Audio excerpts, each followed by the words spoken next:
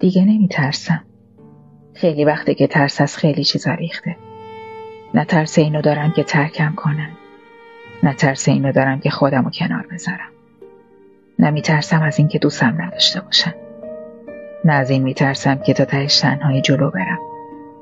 هر چیزی یه زمانی منو اذیت میکرد و میترسوند، الان حتی برام اهمیتی نداره.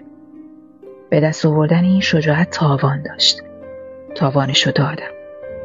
هرچند من این نبودم، این شدم. دیگه نمیترسم. خیلی وقته که ترس از خیلی چیزا ریخته. نه ترس اینو دارم که ترکم کنن، نه ترس اینو دارم که خودمو کنار بذارم. نه میترسم از این که دوستم نداشته باشن، نه از این میترسم که تا تهش تنهایی جلو برم. هر چیزی یه زمانی منو اذیت میکرد و میترسوند، الان حتی برام اهمیتی نداره. به دست آوردن این